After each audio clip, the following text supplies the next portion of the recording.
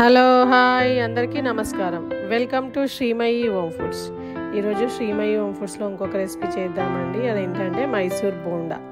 So దానికోసం ఇక్కడ items అన్నీ తీసుకున్నాను. నేను కొద్దిగా వేడి వాటరు, పెరుగు, మైదా పిండి, ఉప్పు, ఇంకా తినే సోడా, వంట సోడా. ముందుగా మనం ఒక కప్పు మైదా పిండికి ఒక హాఫ్ కప్పు వరకు పెరుగు, పుల్లటిది తీసుకోదండి, మధ్య రకంగా, మరీ పుల్లగా ఉండొద్దు, అలా అని తీయగా కాకుండా మధ్య రకంగా ఉండే పెరుగుని తీసుకొని బాగా బీట్ చేసుకోవాలి. మీకు మజ్జిగ చిలికే కవ్వంగానే ఉంటే దాంతో అయినా చిలుకుకోవచ్చు. అలా చేసినా కానీ ఈ పెరుగు అనేది మంచిగా కలిసిపోతుంది. అంటే మధ్య మధ్యలో గడ్డలాగా ఏమీ ఉండకుండా పెరుగుని కలుపుకోవాలి. కవ్వంతో చిలుకుతా అయితే ఇంకా ఈజీగా అయిపోతుంది. నేను తక్కువ క్వాంటిటీ కాబట్టి ఇలా ఫోర్క్తో బీట్ చేస్తున్నాను. ఇది మంచి నురుగు వచ్చేంత వరకు పెరుగుని చిలుక్కోవాలి. అలా చిలుకుతే మనకు బోండాలు అనేవి స్పాంజీలాగా చాలా అంటే చాలా దూదిలాగా మెత్తగా వస్తాయండి. ఒకసారి మీరు ఇలా ట్రై చేయండి. తర్వాత దీనిలోనే కొద్దిగా ఉప్పు అండ్ బేకింగ్ పౌడర్ కూడా వేసుకొని, బేకింగ్ సోడా వేసుకొని బాగా కలుపుకోవాలి. అవి కూడా ఉండలేం కట్టకుండా కలిపేసుకోవాలి. ఈ పెరుగులో ఇవి రెండు మంచిగా డిజాల్వ్ అయితేనే మనకు బోండాలు అనేవి బాగా వస్తాయి. అండ్ ఈ పెరుగు ఇలా చిలకకపోయినా, మనం వేసిన వంట సోడా సరిగా కలవకపోయినా కానీ అప్పుడప్పుడు ఆయిల్లో అవి పేలుతూ ఉంటాయండి, అంటే చిల్లుతాయి. సో అలా చిల్లకుండా ఇవి మంచిగా కలిపేసుకోవాలి.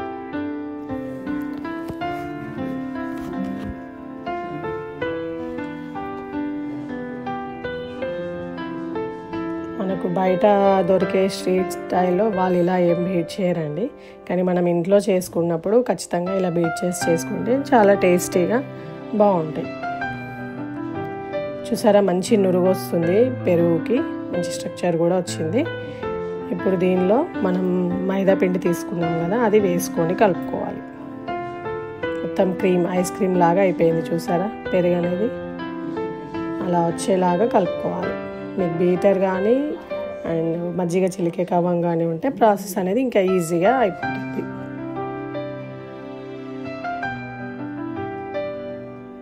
మనం తినే సోడా వేసాం కదా, అందుకే అలా క్రీమ్ స్ట్రక్చర్ లాగా వచ్చిందండి, నురుగలాగా పెరుగు. సో అంతా మంచిగా కలిసిపోయింది.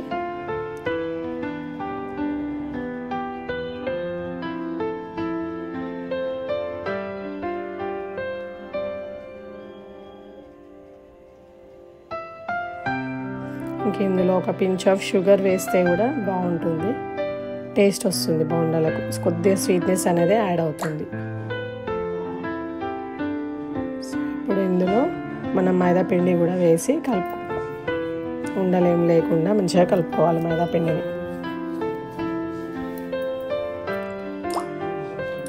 ఈ క్వాంటిటీ ఎలా తీసుకోవాలంటే ఒక కప్పు మైదా పిండికి హాఫ్ కప్ కంటే కొంచెం ఎక్కువ పెరుగు తీసుకుంటే కరెక్ట్గా కలిసిపోతుంది. మంచిగా ఉండలేం లేకుండా ఈ పెరుగులో పిండిని కలుపుకోవాలి. వాటర్ వేస్తున్నాం కదండి, ఆ వాటర్ కూడా గోరువెచ్చని వాటర్ తీసుకోవాలి. మనం మరీ ఎక్కువగా వేడిగా కాదు, అలా అని చల్లవి కాదు. కొద్దిగా హీట్ చేసుకున్న వాటర్ని కొద్దిగా యాడ్ చేసుకుంటూ పిండిని బాగా కలుపుకోవాలి.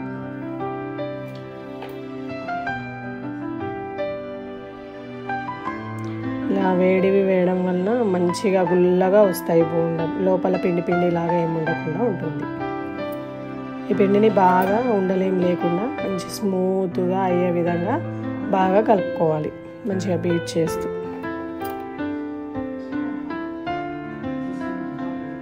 అలా అయితే బోండాలు వేయడం కూడా బాగా వస్తాయి.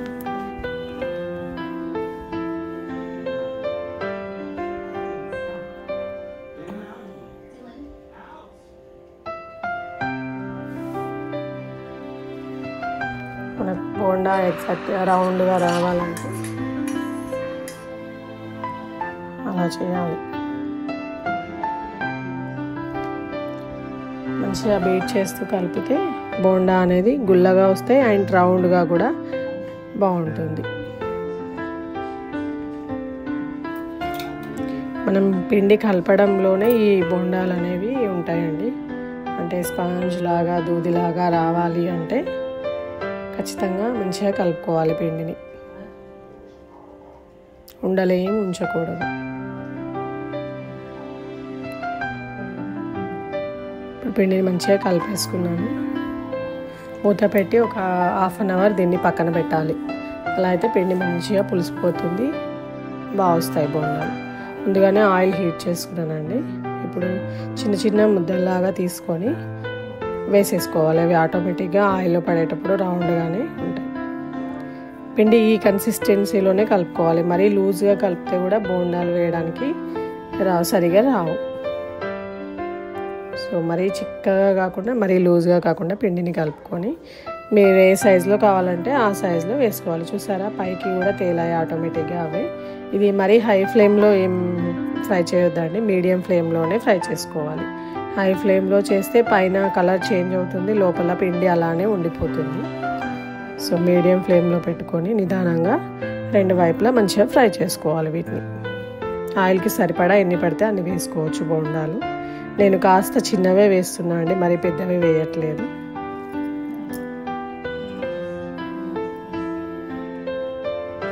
మధ్య మధ్యలో చేయిని తడుపుకుంటూ వేస్తే బోండాలు అనేవి కరెక్ట్గా రౌండ్గా మనకు బయట దొరికినట్టుగా వస్తాయి. దీన్ని రెండు రకాలుగా వేయొచ్చు అండి ఈ బోండాల్ని, ఇలా ఇప్పుడు నేను చూపించిన విధంగా. లేదంటే మనం పిరికిలు నిండా పిండి తీసుకొని బొట్టన వేలిని నొక్కుతూ కూడా వేసుకోవచ్చు. అలా కూడా బాగా వస్తాయి బోండాలు. బయట మనకు స్ట్రీట్ స్టైల్లో అయితే అలానే వేస్తారు వాళ్ళు, అంటే పిరికిలు నిండా పిండి తీసుకొని బొట్టన వేలుతో నొక్కుతారు. సో అలా కూడా రౌండ్గా వస్తాయి. మీరు ఎలా వేయగలిగితే అలా వేసుకోండి. ఇవి మంచిగా కుక్ అయ్యేంత వరకు మీడియం ఫ్లేమ్లోనే పెట్టి టర్న్ చేస్తూ ఫ్రై చేసుకోవాలి. వీటిని మనం పెరుగుని అలా అంతా మంచిగా బీట్ చేస్తాం కాబట్టి వీటికి ఆయిల్ అనేది కూడా ఎక్కువ అబ్జర్వ్ కాదండి.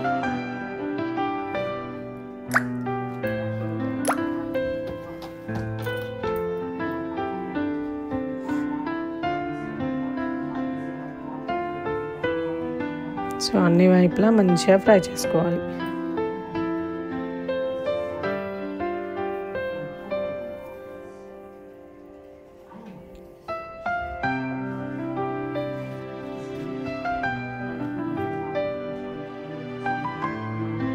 మంచి కలర్ వచ్చాయి, బాగా కూడా బోండాలు.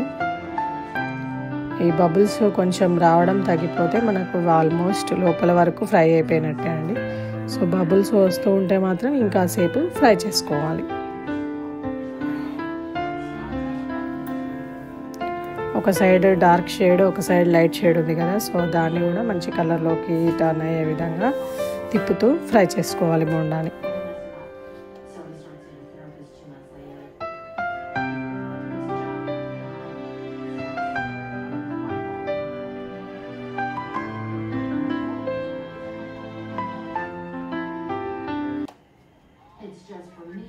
సో అన్నీ కలర్ చేంజ్ అయ్యండి. ఇప్పుడు వీటిని తీసేద్దాం. ఆయిల్ కూడా ఎక్కువ అబ్జర్వ్ అవ్వలేదు.